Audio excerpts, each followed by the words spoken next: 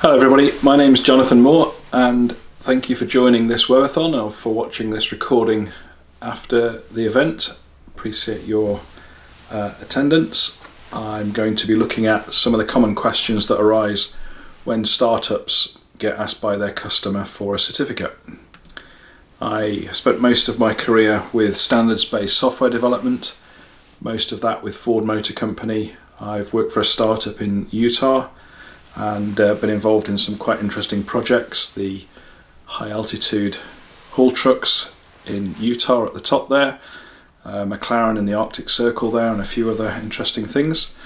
And there are many questions that arise when people start to think about safety and certification. The questions about the standards, what is needed for certification or self-certification, the differences between HARA and failure mode analysis, what happens if you disagree with standards, why are the standards not consistent, why do customers want certification. Let's look at why some of these questions arise and get some answers. Health and safety is concerned with keeping people safe, not sending them to hospital. Doesn't matter what size company you are or how old your company is. If you send people to hospital, you've obviously got to talk to their families, and you may get the attention of the local health and safety people. OSHA in the US, HSE in the UK. Most nations have a body that looks after the safety and well-being of people. The employer has got to take steps to provide a reasonably safe work environment with the necessary protective equipment and perform risk assessments to make sure that the jobs are possible to be performed safely and to remove risks, and to provide a no-fear reporting system so that employees can share their concerns. Employees have got responsibilities as well under the law. It's an employee's responsibility to report unsafe conditions, use available equipment, and to, of course, follow the work instructions. Functional safety is concerned with whether our products are safe. Are there malfunctions that can affect safe operation? And if you're making new products, obviously we've got to consider whether it's possible to harm people through using those products. If your product can't result in harm, then there's nothing to do unless you're designing explosives or dealing with food. They're special categories. But if you use electronics to mitigate harm, then there's potential for an unlimited liability. So what do the administrative law say about liability? Well, if you wind up in court, you'll have to pass the substantial evidence test to prove that you've got evidence that supports your conclusion that your products were sufficiently safe, that you considered all the relevant factors, and that the choices you made were reasonable based on the connection between the facts on record and the results that you achieved. The arbitrary capricious standard is legal speak for a good hard look. This is asking whether you failed to consider an important aspect of the problem, whether you have an explanation that runs counter to the evidence, whether your people have the right expertise. And typically it's an expert witness that's asked to judge whether your opinions were based on sufficient facts or data, whether the product is the result of using reliable methods and principles, and whether those reliable methods and principles have been reliably applied. Standards never ask whether the conclusions was correct. The law never asks that. It wants to know whether the approach was reasonable, whether the safety case was reasonable, whether the information you provided and used and the analysis performed was at its core reasonable. And of course that's very difficult for engineers because we like metrics and we like to have targets. So what are some reliable methods and principles? Well, if you think about ISO standards, ISO 9001 is famously say what you do and do what you say, and of course the lawyers would extend that to ask us to think about saying what we mean and meaning what we say.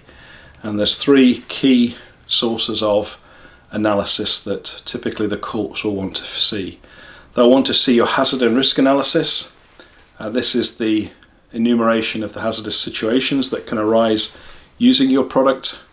You'll propose mitigations and determine how much risk there is and how much risk reduction is required. You'll perform a failure mode analysis to identify the ways in which your product can fail, identify design controls that you're creating to try and mitigate those failure modes, and of course all of your diagnostics to tell you when a fault is imminent or when a fault has occurred. And finally, of course, everyone knows that it's expected to perform some testing, some performance checks, some fault injection of the faults and failure modes that we anticipate to prove that the risk reduction we achieve exceeds the risk reduction required. And that will result in some additional documentation. Typically we need an architecture and a design to go from the hazard analysis to the failure mode analysis. Specifications and requirements arise from thinking about our design and thinking about the failure modes, and of course we've got our test and sign-off reports and our sign-off assessments to complete the picture. And if we're sensible, we'll subject those to a goodly amount of safety analyses as we go. So how do we start to reward the right behaviours? Well, there's a virtuous circle here. We're going to make some promises based on our hazard analysis. We're going to achieve those promises through careful failure mode analysis and design, and then we're going to collect the proof through testing. And as we learn things, we're going to refine our promises, refine our design, and hopefully improve our product. So if the demo is at the heart of that, then instead of rewarding a good demo, you might want to ask whether we anticipated what happened, whether we anticipated the faults that might happen, whether we avoided potential failures and our avoidance mechanisms were working, and you might ask your team to show me the learning in the analysis and the results and the testing that was performed after the demo is completed. The way it should work is that an operator who wants to automate an existing manual mode operation, because they want to increase automation,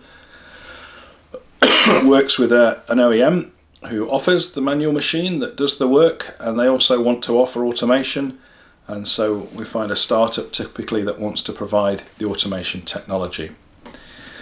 The operator and the OEM have got a long working relationship. They both perform hazard analysis.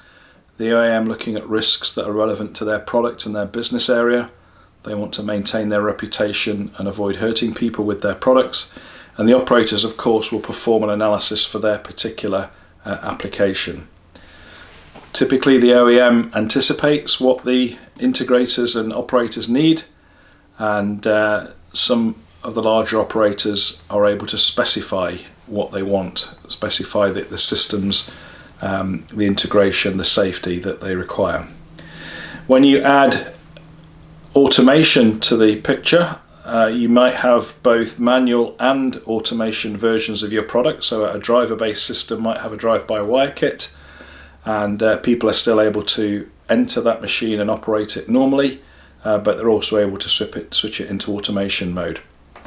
So the OEM would have to assess the risks because of the kit, look at the risks that were previously managed by the operator, check that the automation kit can deal with those, and they will declare the effectiveness of their safety instrumented systems with a SIL rating and an analysis. Typically with safety systems we have to provide a safety manual, and again typically it's not unusual to find people want a third-party scrutiny, a certificate from someone like Exida to confirm the work was done completely and correctly in consistency. That information goes back to the operator, who then enables this new mixed mode, the manual and the automation mode. They'll receive the safety manual and the certificates, they'll compare that with the site needs, they'll confirm the suitability. That will then allow them to update their site-specific hazard analysis to explain how those hazards are dealt with by the machinery or by the other layers of protection, and eventually they may come for an optional third-party review of that just to confirm that the site is sufficiently safe. What the tech startup is expected to do is anticipate what the OEMs need, developing a kit, probably certifying that is going to be a requirement, declare the effectiveness of their mitigations, provide a safety manual and a certificate for the drive-by-wire kit. Of course that is supplied to the OEM for consideration as they release the vehicle. Most startups default to a find and fix engineering development.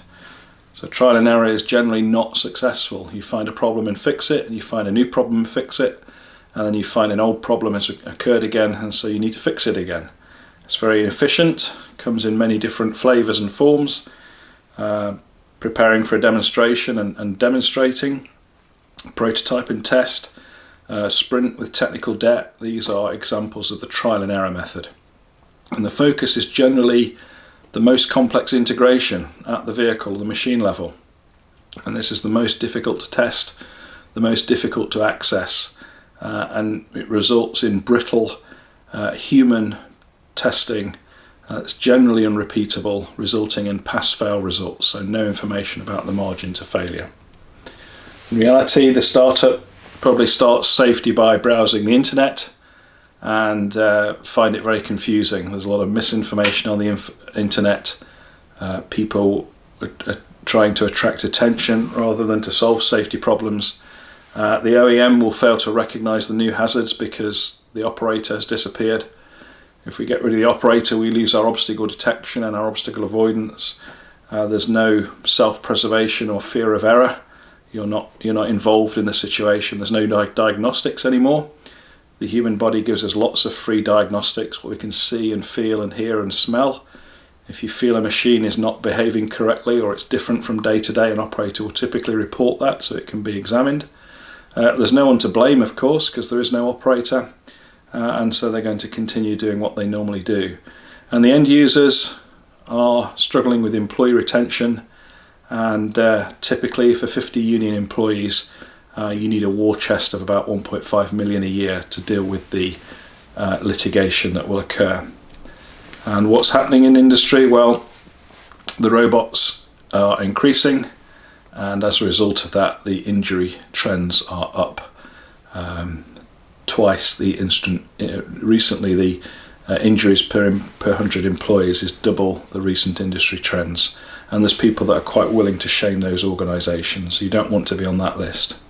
So why are startups risky? Well, if you think about time in the x-axis and liability in the y-axis, going to get some employees and they're going to start doing stuff, probably preparing for the first demo unit, and there's going to be some risk reduction required. We don't know how much it is, but some risk reduction will be required, and there will be a liability gap as a result of that. And hopefully that liability gap is small. With a bit of luck it probably is, but the world moves on and the risk situation changes with time. So maybe we're achieving some risk reduction but not sufficient, and we have a few near misses. Well, we maybe start demonstrating our product to visitors, and when we add visitors we increase the risk reduction required. How are we going to keep the visitors safe? Again, with a bit of luck, we have some near misses rather than some accidents, but we're also likely to have learned some lessons. So the second demonstration might be able to achieve a higher level of risk reduction just because we learned from our mistakes. But there's still a liability gap. If you go to the public, obviously there's a huge increase in your liability, and you might have some more near misses if you start testing with the public. And customers, of course, there's also an increase in risk there. If you're not going to the public, then the fact that you share your machine with customers or sell them to early customers also increases your risk reduction required. So time to pause and to think about our next generation architecture. We're not liking these near misses. There's some faults that we need to deal with that were in the early prototypes. We've got through that. We need to grow up as a company, and we need to plan for a next generation. And so we might be able to achieve some more risk reduction. We might have some initial procedures for things, and we're going to have an architecture because there's going to be more people involved, so we've got to be a bit more collaborative about our design, and that might mean we get a bit more inspection. And eventually a customer says, well, where's your certificate? And people call exida. And of course the point of a systematic and deterministic analysis of your safety is to be sure about the risk reduction achieved. We're going to bring some rigour to your development process. We're going to improve your architecture and reduce the failure modes and increase the likelihood that the part works over the useful life and reduces the failure rate. And that will give us a liability margin for the first time. But of course the organisation might have quite a lot of change to go through, and the design might have to change quite a lot in order to achieve that margin. But the certificate will be confirmation that the risk reduction achieved the risk reduction has been achieved by the design, and obviously we hope to make that greater than the risk reduction required. The trade shows are also in scope for risk and liability. Some trade shows require the devices are switched off, but if you're going to have your devices switched on, you've also got to make sure that the people attending the trade show are safe. And what you might want to think about is the reason why we have so many failure modes. And the reason is because when we do something new, and typically that's early on in the design, we introduce failure modes into our products. And peak failure mode creation can happen quite early on in the product design. Maybe it doesn't tail off for a long time, but eventually we're providing a maintenance activity, and we're not introducing so many new failure modes, but that peak of failure mode creation can happen very early. Typically before the testers are available to help us recognize those failure modes, to detect them, and then by detecting them, identifying a countermeasure. And so the countermeasures occur later on in the product development time, and peak countermeasure development can happen quite a long time after the peak failure mode creation. It can be years, can be months, and the problem is that there's generally too much time between those two peaks there. The people that created the failure modes are no longer involved, or they've moved on, and we've got different people who've got to try and understand what the design was and try and add the countermeasures. What will get you a long way in terms of cyber might be thinking about an unhappy employee. That's certainly a good thing to consider early on in your development process. How can you protect yourself against a disgruntled employee who leaves? Obviously, all startups want to be billion-dollar companies, and of course at that point you may find the attention of a nation state. So what should you reward? Well, don't reward the successful demo, reward the risk reduction. What new risks were identified this week by the engineering team? Do they have evidence that those risks were mitigated? And not all risks have to be dealt with by complex electronics. There is a natural hierarchy here. A simple mechanical system can be easily over-engineered, can be made bigger and stronger. Complex reprogrammable electronics present a significant risk. They're dangerous unless they're implemented correctly. We don't have to solve all of our problems with electronics. So what you might want to do is maintain a margin instead. Transfer the risks as the maturity improves. We've got the same chart here, but now we're going to do a hazard analysis early on, and we're going to assume very little risk reduction from our electronics in the demo, and we're going to identify other layers of protection that keep people safe. And when it comes to demo 2, we might have a bit more risk reduction from our electronics, which means we don't need so many other layers of protection. And of course, some of those early layers of protection might be okay for demonstrations, but not okay in production. So we've got a next gen where we get more risk reduction from the electronics, and we can eventually get to a certification project where we can eliminate or reduce the number of non-electronic layers of protection to a level that's acceptable to the customer, because we've got the confidence in our electronics now. So maintain a margin for your liability. Typically what's in scope for the automation of systems, well, there's always a driver. The driver is taking input from the terrain using the available sensors. Typically that's our eyes and hearing, and of course the brain is a tremendous processing system, and the driver will then interact with the hand controls and the foot controls to cause the actuation. In the case of one obvious safety function, which is the ability to stop the machine, that will be with the braking subsystem, which will eventually of course cause the tyres to slow their rotation. We're going to replace that with a robot driver. Typically we call that an automated machine or an automatic driver. Try to use these standard terms rather than the word autonomous, and there's a reference there to give you some insight into why we avoid the word autonomous. What that involves is some complex electronics. I don't know of anybody creating robots with anything other than complex electronics, and we need a drive-by-wire kit that's either going to emulate the actions of the driver, or it's going to interface directly with the subsystem, in this case braking, to apply the required demand. And then we might add a remote distracted control room operator as well.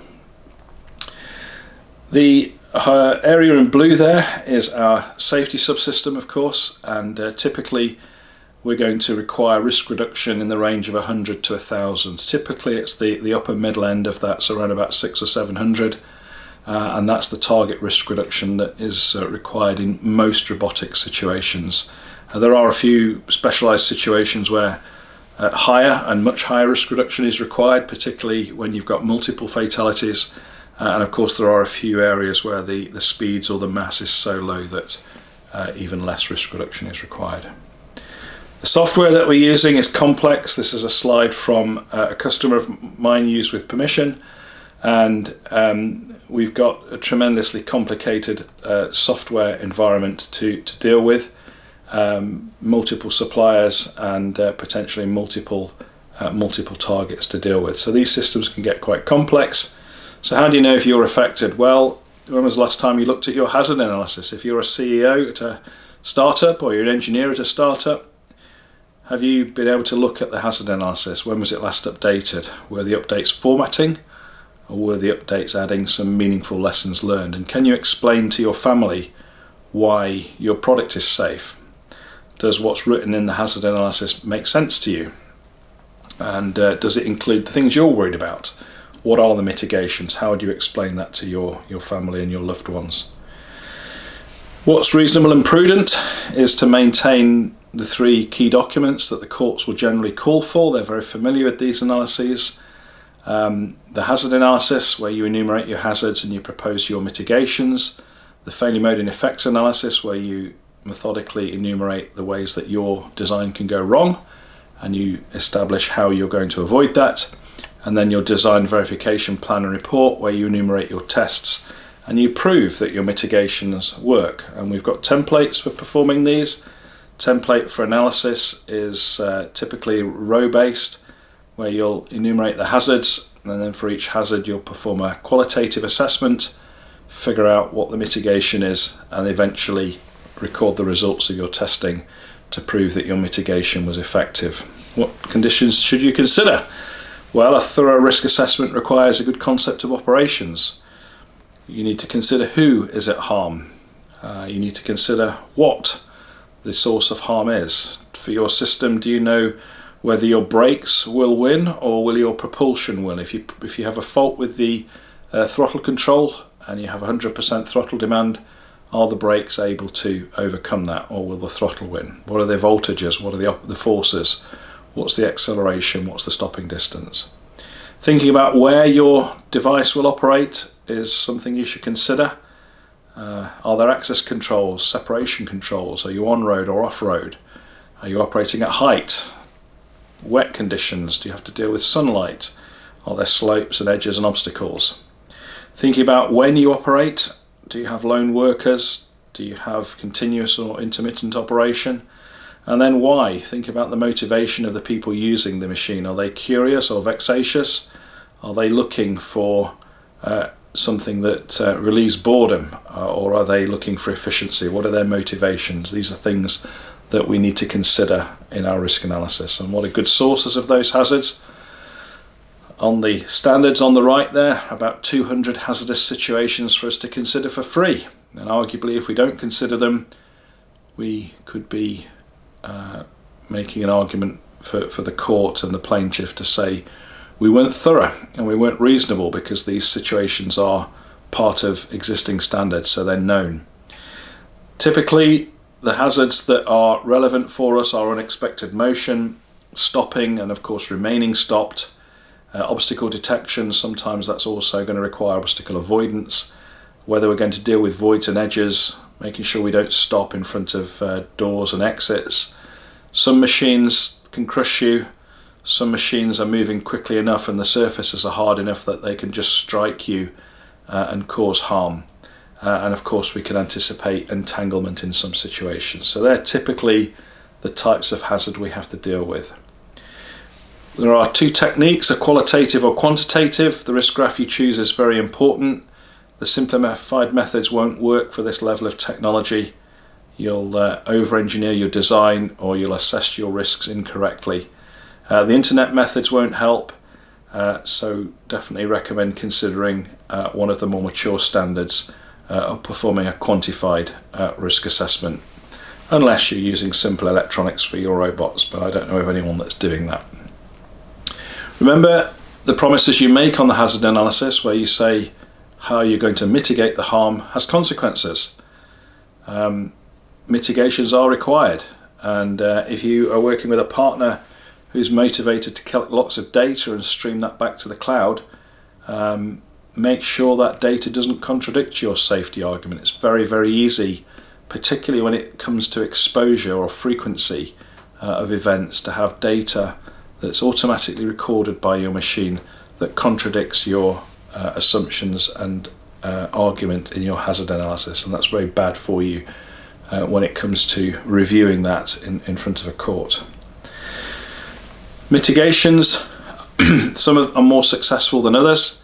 On the left here are some layers of protection that are very effective and can be done a long time in advance of the hazardous situation arising. So figuring out a good site design with segregation controls, that can be done months and years before launch. Very, very effective at keeping hazards away.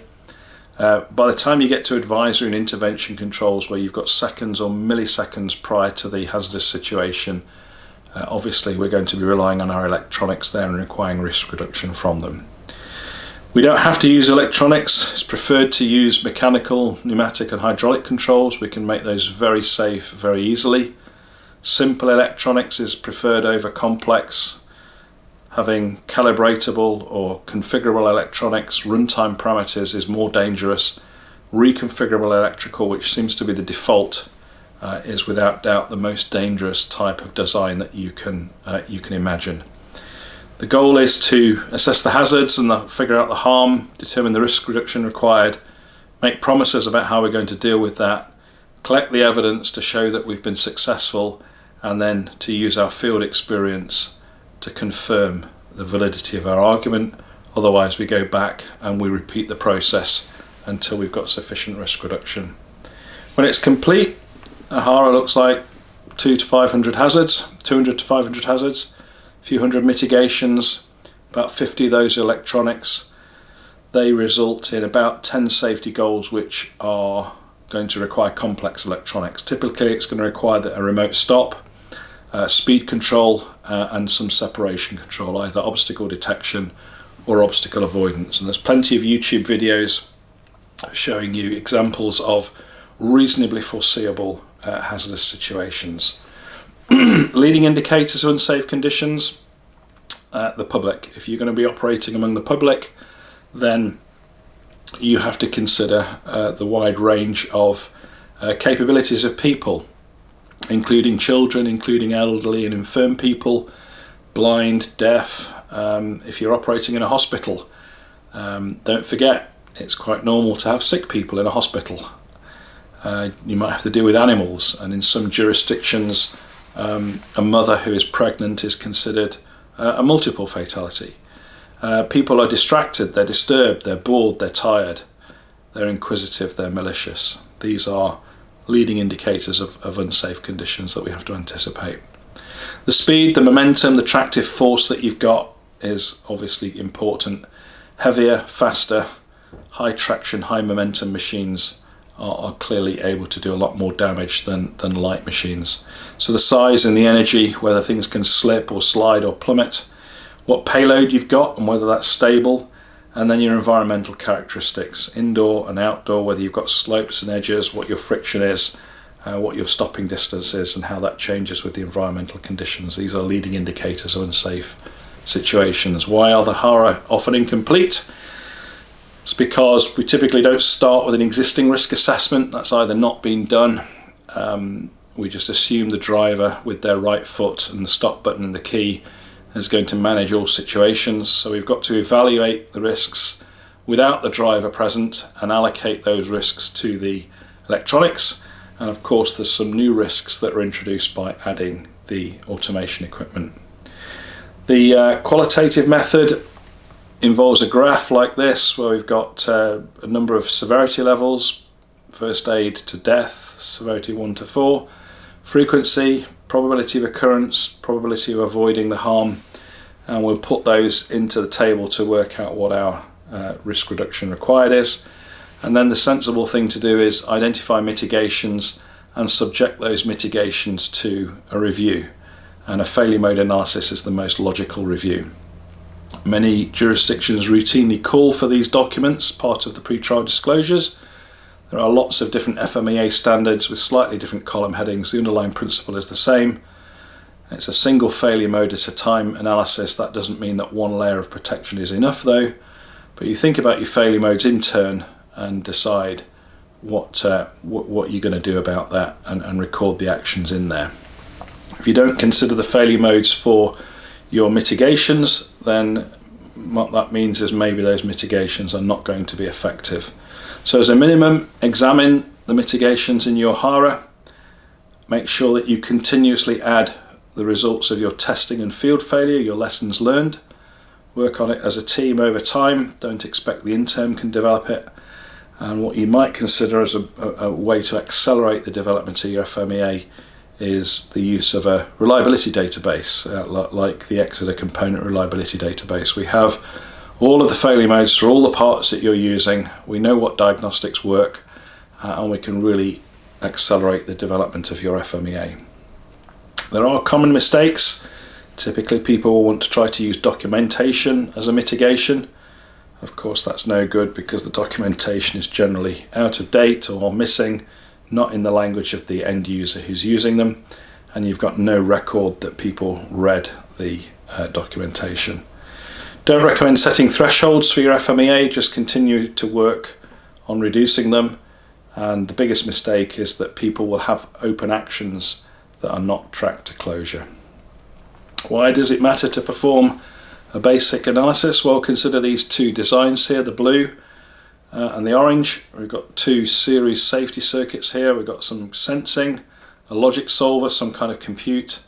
There's a motor controller and a relay, which is normally open, connected to a motor. And in the second design in orange, we've got the relay ahead of the motor. Now, to a reliability engineer, it's trivial where to place that relay. You might want to think for yourself, where would you place the relay for the maximum benefit from a safety point of view? And you can call me to discuss the answer if you like, or you can go and have a read of the book there. Testing, we need to do both verification and validation. Maybe you can't remember the difference. Well, making sure that requirements are filled, that the design does what we intended is important, but also the intended use needs to be fulfilled. Does the design do the right thing? We need to be testing a reasonable number of parts. A single test on a hand-built perfect prototype doesn't really give us confidence in the population that we're building over the useful life. The methods don't need to be physical testing. Analysis and inspection is perfectly valid. It's better to test for the behaviour you want rather than the behaviour you don't want. And if your testers are telling you that you pass the tests, you might want to ask them by what margin. We want to avoid pass-fail tests. We want tests that give us a margin. So the blue test there, they're all pass-fail, they're all passing. What I'd really like is the yellow line, because then I can see it's getting worse over time and we're starting to get towards an upper specification limit, so I can see how close I'm getting to an unwanted situation. We want traceability between the design, the requirements and the test. And this is the biggest barrier to getting from SIL 2 to SIL 3. So definitely get yourself a tool to help manage requirements. The most mature companies are valuable simply because they have extensive regression test suites. They avoid making mistakes that they've made previously, and they don't repeat those errors. It's not logical to ignore field failures. You should be adding tests that tell you whether the new design has got the same problem as a previous design. If you've got requirements without a test, then you probably don't have the proof that you need that you meet the requirements. And if you've got tests without a requirement, well, in the best case you're wasting money, but in the worst case there's stuff that's important or someone thinks is important, but we don't have a reason why, and we haven't performed the analysis in the design to make sure that feature is there. Fault injection is usually required for certification, especially where you claim your diagnostics are very good. We always include a list of recommended fault injection tests in our analyses, and the purpose of testing, of course, is to make sure we can get the same results 1 year from now. So we need to be able to describe our test systems sufficiently so that we can collect the equipment again and repeat the results. You make sure your HARA is complete by feeding the results back into it to confirm that the risk reduction has in fact been achieved. So back to this chart you've seen before. Peak failure mode creation usually happens quite early when the peak developer effort is going on. We hire some testers, we have to get some product, and as we build more and more parts we find more and more failure modes, and we have peak countermeasure creation very late on. And of course the new line there in blue gives you an indication of the cost of developing the countermeasure. The later you leave that failure mode detection, countermeasure adoption, the more expensive it is. And of course worst case you're finding out through your customer that you've got new failure modes, and there it can be very expensive to develop countermeasures. In the US there's a number of different standards involved. Here's a chart showing those various standards based on the OSHA and the NFPA in the middle there. Sector specific standards might be available for you in your market. In the European Union it's a slightly different picture, and again there are some general principles in the middle, some type A standards that govern our basic approach to risk, and then maybe you'll find some specific standards that apply in your area. I often get asked what the certification process is. Well, this is a typical certification process. You pull together all your certification documentation on the left. We audit that, write up a safety case. If the requirements are met, give you a certificate, and a certificate consists of an assessment report and a piece of paper for marketing with a badge on it. At Exida, the typical certification process is slightly different, reflects more what's actually going on with our customers. On the right here there's a set of documents that most design, hardware, software engineers understand how to develop. Things like requirements and validation test plans, coding standards, things like that. On the left are things that require some specialist knowledge. You may be able to hire someone who's got that knowledge. Might be you come to Exida and you ask us to do it, and these are specialist tasks. We've got people obviously who know how to perform these and get them right first time for you, and can take that risk out. First thing we'll do is a gap analysis. That might require some additional training of your people, and there'll be some gaps there that you've got to close. That allows us to write a baseline safety case, receive all the documentation. That gets an audit. If all the requirements are met, then we can go through the certification route and give you the assessment report and this certificate. Next steps. Often the next question that's asked, what do we do next? Well, definitely if you don't have a hazard analysis, that should be the first thing you do. And then a quantitative analysis on those, especially if the risk reduction factor is high. We need to dial that in. Perform an FMEA on the mitigations that you're proposing. There's an FMEDA that needs to be performed. That might also require a communications analysis if you're transferring safety related data across the communication pipe. We're going to predict the risk reduction that can be achieved, figure out the probability of failure on demand. We're going to do a confirmation review on each of those, and you'll also want to be putting a modicum of rigour into your product development process. And we've seen many product development processes where we know what works and we know what the fastest way to get your product development process into a state that's compliant with standards. There's a few references here for you to look at.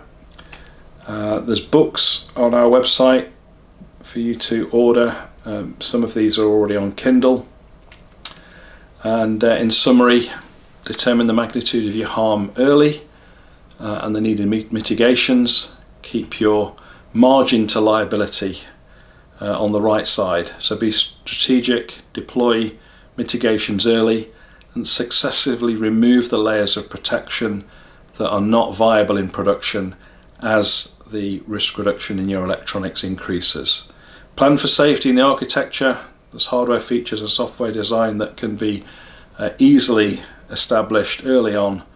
Build an automated testing system that checks the safety functions are performed every build, and consider a partner like Exida who can very early on steer you in the right direction with a very light touch and get you pointed in the right direction to seriously reduce the potential errors and mistakes and rework that you've got to do when it comes to certification time. I've got some time now for some questions, and you can always email me if you're watching this as a recording after the webathon event. There's my phone number. I'm on Eastern time. I'll be glad to hear from you. Thanks very much for your time.